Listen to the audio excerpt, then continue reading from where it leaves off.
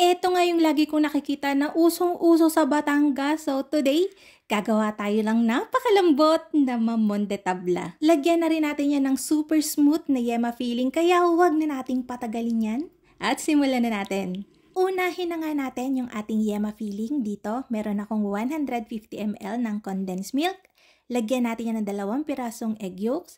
Patay pa yung apoy nito. Haluin muna natin yan bago natin buksan. So kapag nahalo na yung dalawa, lalagay na rin natin yung 150 ml ng evaporated milk. Pwede rin naman yung full cream milk or fresh milk. Haluin natin yan, then buksan natin yung apoy to medium-low. Dire-diretso yung halo kapag niluluto to para hindi masunog, syempre. Paalala lang, huwag kayong magluluto nito sa mga metal na pan, lalong-lalo na kung yung medyo maiitim. Kasi yung gatas, panlinis yun, ang natural na panlinis yun ng kaldero. So, puputi yung kaldero nyo, kaya lang magiging grayish naman to o greenish. So, pangit yung yema kakalabasan. So, yan, pag nakikita nyo ganyan na, pag pinadaan nyo yung spatula and matagal na siya bago bumalik, lagyan natin yan ng 2 teaspoon ng butter and pinch of salt para may panlaban doon sa tamis. Haluin natin yan. And then, salin na natin dito sa container and takpan natin ng cling wrap para hindi siya mag-form ng skin and lagay natin sa fridge or kaya pwede nyo naman yan palamigin sa table. Kaya lang para mas mabilis dun tayo sa fridge. Pagkatapos nun, magpipreheat na ako ng oven sa 150 degrees Celsius and ito yung gagamitin nating pan. Ang size nito ay 11.5 by 16.5 by 1. So, yun yung dimension niya. So, pagka wala kayong ganitong pan, pwede naman kayong gumamit ng ibang rectangular pan basta mas malapit-lapit yung size dito. So, nilagyan ko lang yan ng pahid ng shortening. Ayaw kasi nung natatanggal yung parchment paper para nakadikit siya. Then yun, nilapatan ko lang ng parchment paper. Dito naman, sa ating cake, magsaseparate tayo ng 5 pirasong large na itlog. So, ayan. Para madali, hindi ka na makikita. So, dito sa ating egg yolks, babatihin lang natin yan. Add tayo ng 1/4 cup ng sugar, 1/2 teaspoon ng salt, and then haluin natin yan para hindi mag-crystallize yung egg yolks natin. Kapag nahalo na nga natin yan, mag-a-add na tayo dito ng 1/4 cup ng chiffon egg cake oil para mas malambot siya at hindi siya basta-basta nasisira. 1/4 cup ng evaporated milk, pwede rin ng fresh milk, full cream milk, pwede rin ng tubig. Haluin natin yan, and then magsisif na tayo ng 3/4 cup ng cake flour. Mas maganda yung cake flour lagi pag gagawa kayo ng chiffon kasi mas malambot talaga yung kinakalabasan. Siyempre, haluin natin yan.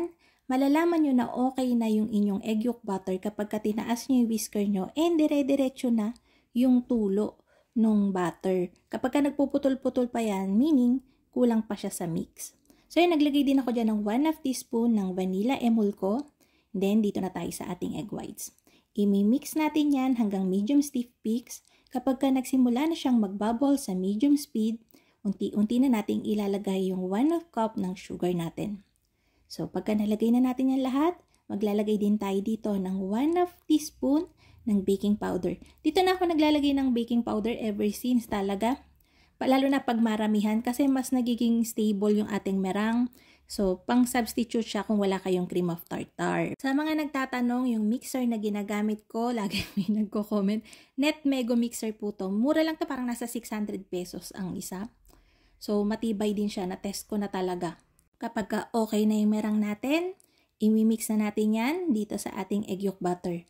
Uunahan ko yan ng 2 scoop lang ng spatula, and then fold.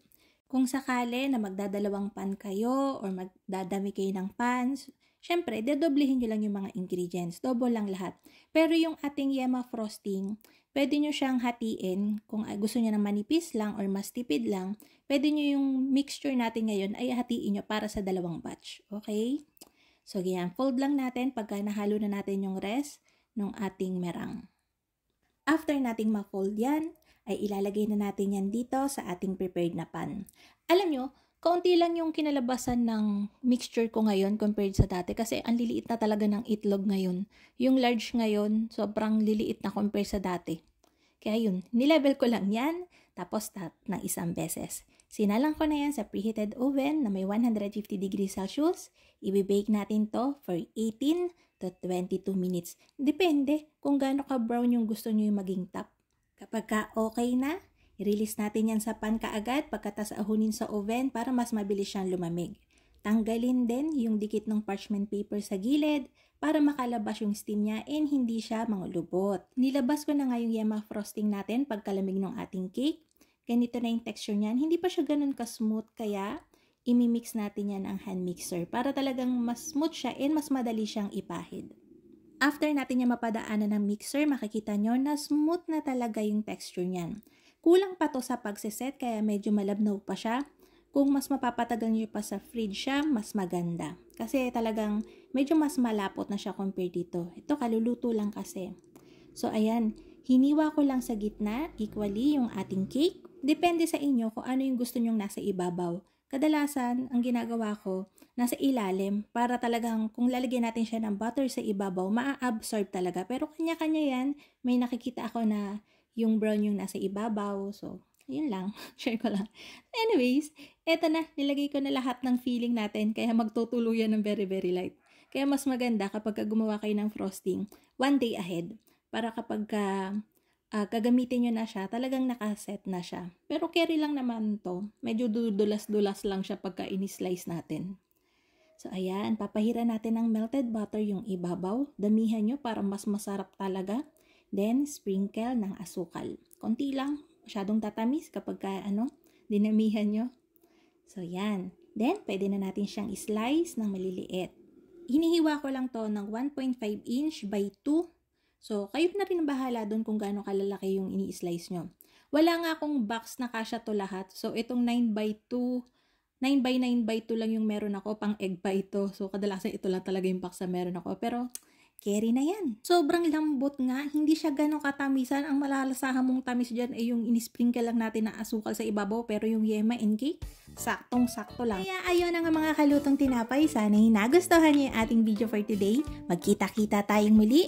Ito pong malalutong tinapay. Bye-bye!